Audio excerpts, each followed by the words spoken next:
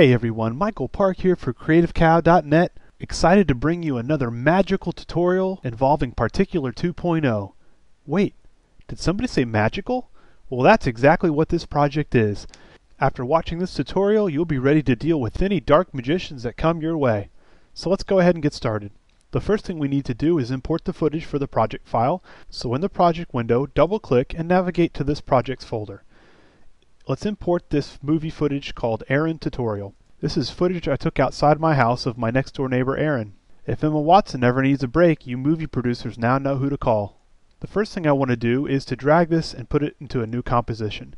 We're going to do some color correction on this to change it from day to night. So, with the layer selected, choose Effect, Color Correction, Hue Saturation. I want to take out a lot of the green and replace it with some blue. So, let's change the color control to the greens. Let's shift the green hue from 0 to 127, which will shift all these greens into the blue hue, and let's take down the saturation and the brightness a bit. Let's decrease the saturation to -32, and decrease the lightness to -36. Now we've eliminated most of the green and changed it to kind of a dark, unsaturated blue. Next, let's darken up the image a little bit by adding a curves adjustment. From the menu, choose Effect, Color Correction, Curves. Now in the RGB channel, let's go ahead and adjust these curves downward a bit. Bottom out the dark shadows a little bit.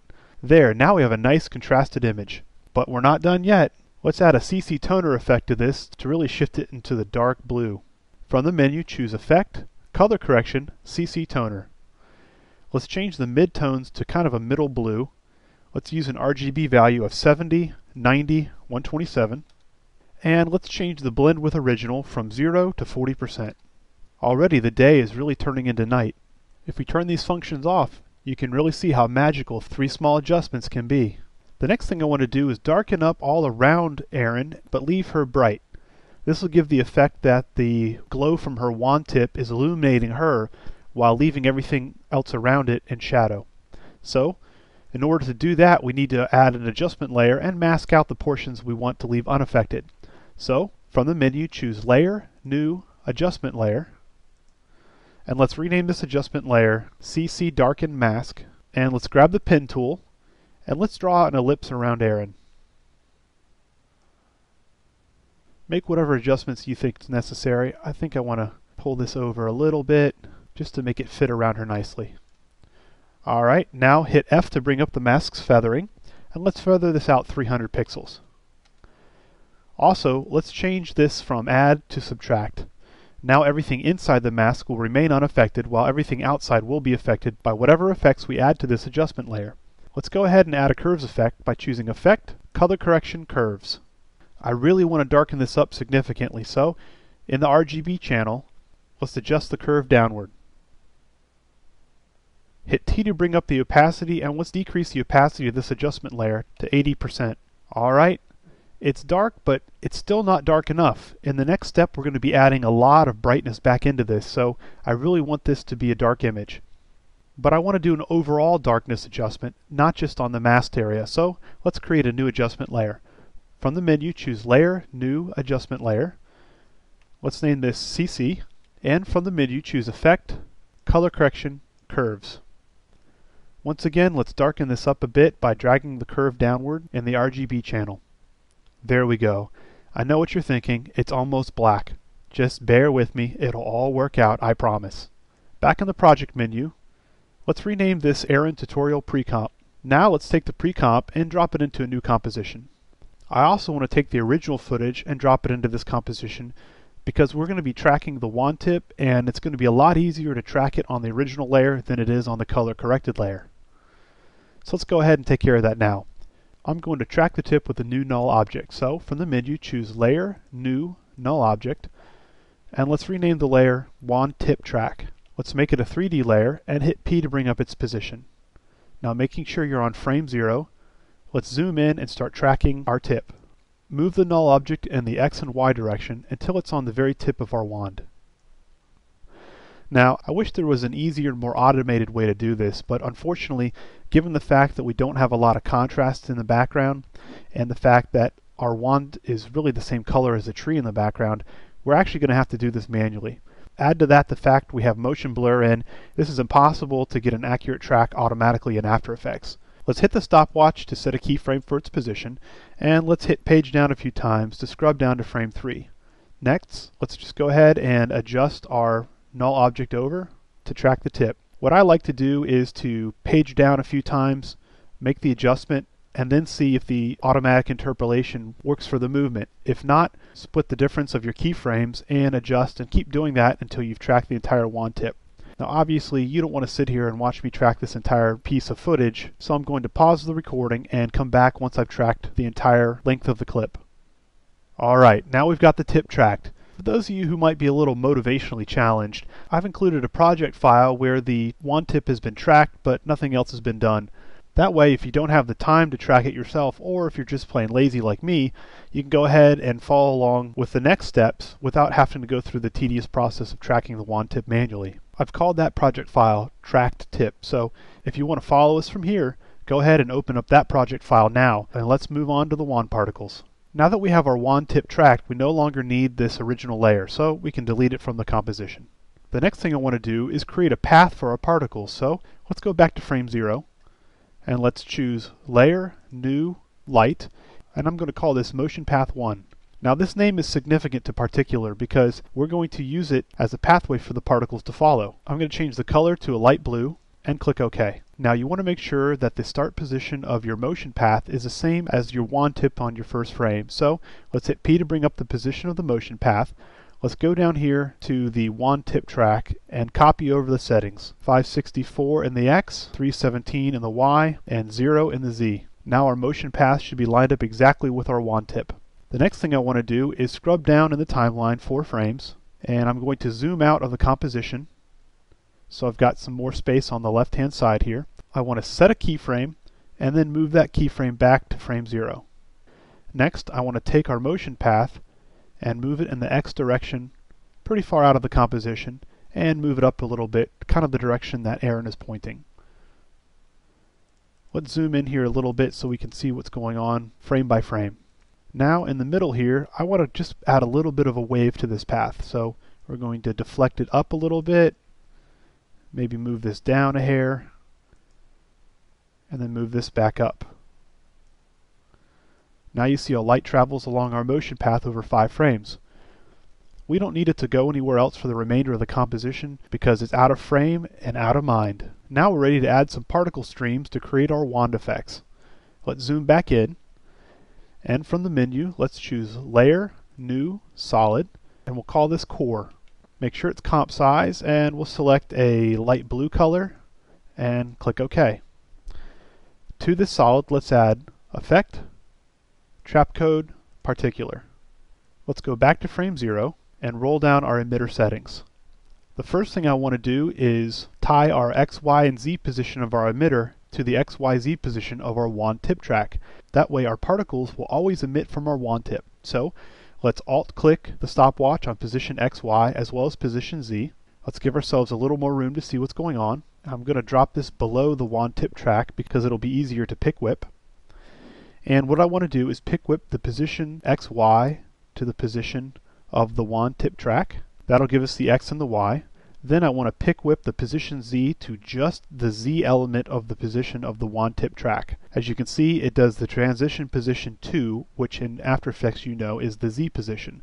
If you were to pick whip it to the position itself, you get an expression that has the X component or 0 and not the Y, so you don't want to do that. Let's give ourselves some more room so that we can see what's going on and start changing some of these parameters. The first thing I want to do is increase the particles per second to 6,000. Next, I want to decrease the velocity down to 30 and leave the velocity random as well as the velocity for motion at 20. Let's change the direction from uniform to directional. If you scrub through the timeline, you can see that not a whole lot is happening here. We're just getting a big ball of particles.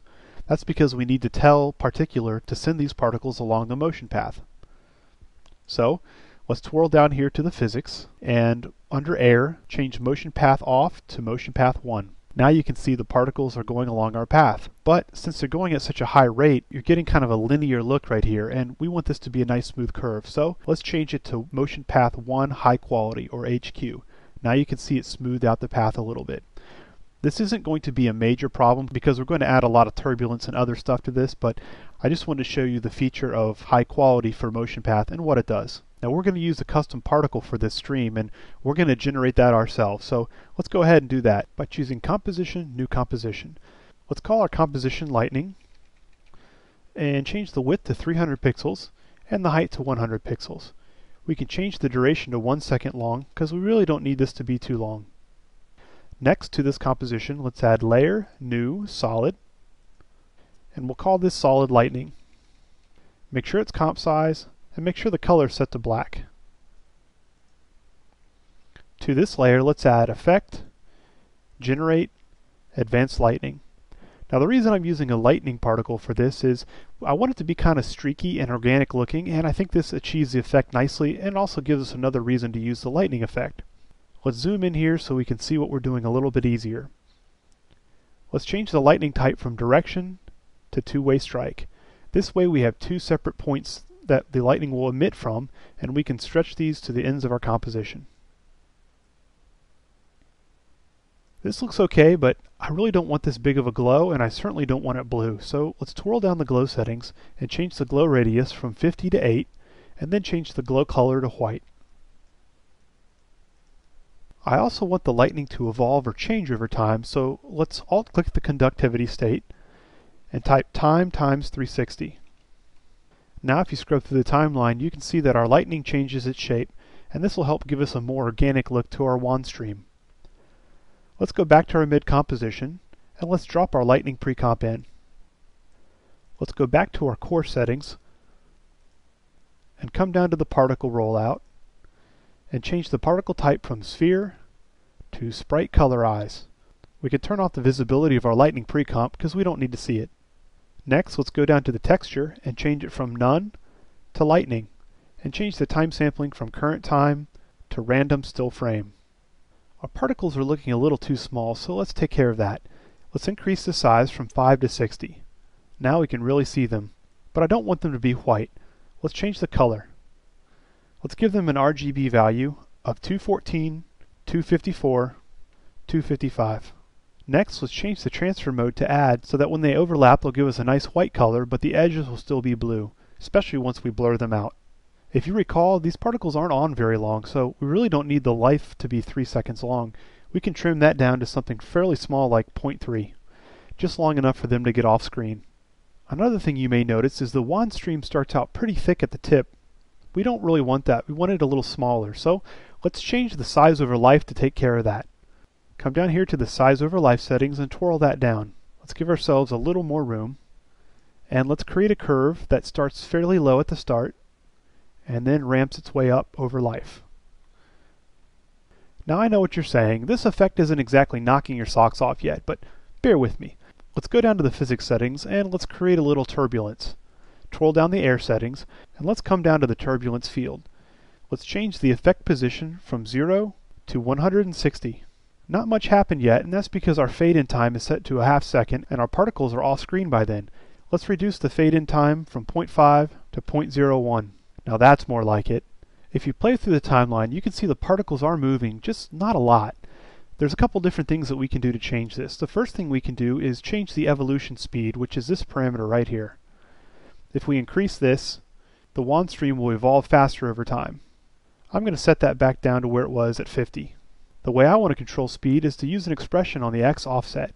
This will give a little more motion from the wand tip towards the target. So let's alt-click the X offset and come down here and write an expression. Let's type time times -540.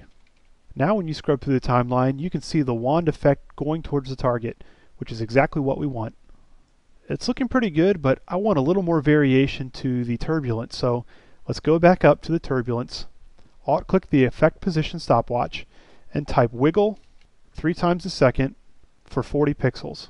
Now this will cause the turbulence to affect the position of the particles between 120 and 200 pixels, and that value will change 3 times a second. As you can see, it really adds to the animation. Alright, now let's add some motion blur. So let's go down to the rendering settings and change the motion blur from comp settings to on. Let's change the type from linear to subframe sample. Now, while linear gives you a motion blur along the velocity of the particle at that time, subframe sample actually goes and calculates where those particles would be if you divided up the frame into the amount of levels you have set. So, in our example, if you divided the space between the two frames into 8 more sections. If you increase the levels, it increases the amount of accuracy of those particles. What this basically does is give you a much more accurate 3D motion blur. We can also boost up the opacity of our particles because if we add motion blur, it tends to dim them out a bit. So let's increase the opacity boost to 1. Finally, let's add a little more blur to this. Let's choose Effect, Blur and Sharpen, Fast Blur. Now the reason why I'm doing this instead of using a larger motion blur is I like the way it looks right now, but I want to add a little bit of glow to the edges. So let's increase the blurriness from 0 to 4. Make sure you turn on the repeat edge pixels so that we don't have any dimming here at the edge. Now if you want your wand animation to be a little more aggressive or turbulent, all you need to do is come back up here to the turbulence field and either change the evolution speed, the effect position, or the X offset. All three of these things will help you control the speed at which your wand stream changes. Alright, now it's time to start adding some glows. Let's select our core layer and hit Ctrl D to duplicate it. Let's rename this layer Core 2 and place it below our core. Next, let's go up here to the particle size and change the size from 60 up to 80. Let's increase the size random from 0 to 20 just to give us a little more raggedy look around the edges. Keeps it from being so smooth. Let's also change the color from this light blue to a purple with an RGB value of 155, 83, 253. Let's come down here to the motion blur settings and increase the levels from 8 to 24. And increase the opacity boost from 1 to 2. Let's also blur this out a little bit more by changing the blurriness setting on the fast blur from 4 to 65. Next, let's add one more particular layer by hitting Ctrl D. Let's change this name to Glow and put it above our core layer. Up in the emitter setting, let's decrease the particles per second from 6,000 down to 2,000. We don't need that many particles for this layer. In fact, let's solo this so this goes a little bit faster. Let's scroll down to the particle settings and let's change the particle type from Sprite Colorize to Glow Sphere. Let's decrease the size from 80 to 50 and smooth back out our size over life by hitting this top preset. This will give us a bigger glow around the wand tip. Let's come down to the color and reset the color from the purple color back to a mid-teal. We'll go with an RGB value of 84, 127, 218. Next, let's go down to the motion blur settings and turn the motion blur off for this layer. However, for the fast blur, let's increase this to 150. Let's unsolo the layer and see where we are. Things are starting to look pretty good, but I think we need a little more action. Let's create some sparks coming from off camera so it looks like this wand is meeting with another wand in a wizard's duel. So let's use another particular layer to do that. Let's choose Layer, New, Solid, and let's call this layer Sparks. Make sure it's comp size and click OK. Let's solo this layer to make things go a little quicker. From the menu, choose Effect, Trapcode, Particular. Next, let's twirl down the emitter settings and change the direction from uniform to directional. Let's change the Y rotation to 90 degrees so the particles are pointing to the right. Next, let's increase the directional spread from 20 to about 40. This will give us a little more coverage. I want these particles to go really fast, so let's increase the velocity from 100 up to 1300. However, I also want them to vary in speed quite a bit, so let's increase the random velocity from 20 to 100%. Now you'll have some particles going slower and some particles going much faster. The next thing we need to do is relocate this emitter, so let's grab it and drag it off screen. Now we have particles shooting out pretty good, but I want them to drop with a little bit of gravity, so let's come down here to the physics settings and increase the gravity from 0 to 200. This will give them a slight arc downward. Now let's change the particle settings themselves. Twirl down the particle dialog box and let's change the life from 3 to 0.5. Let's also increase the life random from 0 to 100%. Let's decrease the size from 5 to 2 and increase the size random from 0 to 50. Now the particles will be all different sizes. Any particles that live long enough to get to this side of the screen I want to die off, so let's twirl down the size over life and let's just create a curve downward. I also want there to be some randomness to the opacity, so let's leave the opacity at 100%, but increase the opacity randomness to 50%. Right now all the particles are white, and that's okay, but let's make them blue to match our scene better. Let's click the color settings and change these to an RGB value of 127, 255, 255. Let's go down to the rendering settings and turn on some motion blur. We can leave the type as linear, but let's increase the opacity boost to 5. We've got some particles, but I think we need a lot more. Let's come up here to the particles per second and change them from 100 to 10,000. Now let's unsolo a layer to see our effect. Let's change the spark transfer mode from normal to add and drop it down on top of our glow layer. The next thing I want to do is add a little glow to the wand tip. The way I'm going to do that is by using another Trapcode plugin called Lux. Now if you don't have Lux, don't worry about it. You can use the same technique we used in Sublime Swirls. Let's go ahead and add in our lights. From the menu, choose Layer, New Light, and let's call this Tip 1. Make sure it's a point light, and let's set the intensity to 300. Next, let's change the light color from white to a light blue with an RGB value of 218, 218, 255. Click OK to accept the parameters. Now we need to put the light in the same position as our wand tip. Fortunately, we have our wand tip track, so let's hit P to reveal the position of the light, and let's hit P to reveal the position of the wand tip track. Let's alt-click the position of the tip and pick whip it to the position of the track null. Hit enter on your number pad and your light should stay right on your wand tip. Now let's add in our glow. Let's add a new solid layer by choosing Layer, New Solid, and we'll call this Lux. Let's make this a black layer. Make sure it's comp size and click OK. Now to this layer add Effect, Trapcode, Lux. As you can see, it created a little glow here at the wand tip, but we need to change a few parameters. The first thing we need to do is twirl down our point light settings, and let's decrease the intensity from 100 to 70. This will dim this light down just a little bit. I want the light to be a little more diffuse, so let's increase the softness from 0 to 30. Now you can see our glow got a lot bigger. However, I'm still not happy with the brightness. I want that to be fairly white and bright in there. So instead of messing around with the size of our Lux layer, since I like that look, let's just duplicate our tip by hitting Ctrl D. Let's twirl down the settings and twirl down the light options, and let's decrease the intensity from 300 down to 225. Since we have Lux set up to use all lights that are on, there's a glow applied to our new light automatically. Let's change the transfer mode of the Lux layer from normal to add. Now we've got that nice bright glow we wanted. The next thing I want to do is a little more overall color correction. So let's choose Layer, New, Adjustment Layer, and to this let's apply Effect, Color Correction, Curves. Now the look we're going for is that kind of tealy blue color, so let's adjust the green and the blue channels upward to give us that look. Now that we've added all that light back in, I want to back some of it out. So let's go to the RGB channel and let's bring it down a bit. Now one of the things that's distracting me right now is all these streaks coming across her face. I want these to angle down a little bit more. So let's go ahead and take care of that quickly. Back in the spark settings, let's go down to the gravity and increase that from 200 up to 1800. Let's also make these die off a little bit faster by decreasing their life from 0.5 to 0.3. There. Now we don't have the sparks coming across Erin's face. Now that we darkened up our image, it looks like Erin is a little too dark given the intensity of our bright wand beam, so we need to boost her up a little bit. The easiest way to do that is to duplicate the original footage layer, and let's change the transfer mode from normal to screen. This will lighten up the light areas and keep the dark areas dark. However, as you can see, it really brightened up all the areas, and I only want it to affect really Erin. So let's select the pen tool, and let's mask out an area around Erin. We can adjust the points a little bit to give us the right shape we want. And then let's hit F to bring up the feathering. Let's increase the mask feather from 0 to 225.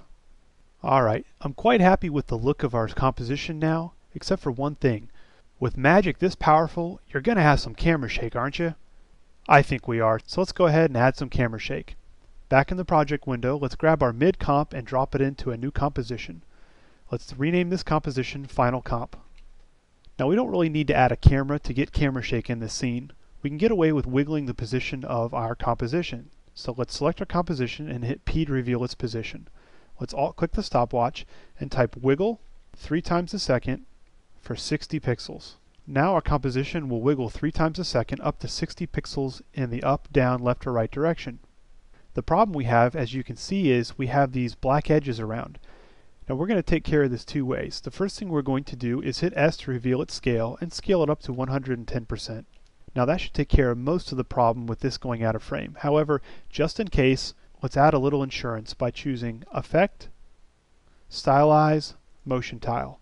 What this effect does is allow us to mirror our layer around the edges. So if we increase our output width from 100 to 115 and our output height from 100 to 115 and select mirror edges, if we go out of frame, this will effectively duplicate the side of our layer and mirror it, and if you're moving and you've got a lot of motion blur on, you'll never know the difference.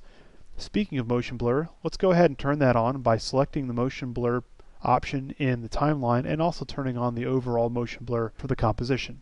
After a quick RAM preview, you can see we've got an awesome wand effect ready for battling any dark magicians that come your way. Man, this girl's got some mad wand skills. I'd be scared to death if I were the Dark Lord. Anyway, keep your wands at the ready, and until next time, this is Michael Park for CreativeCow.net.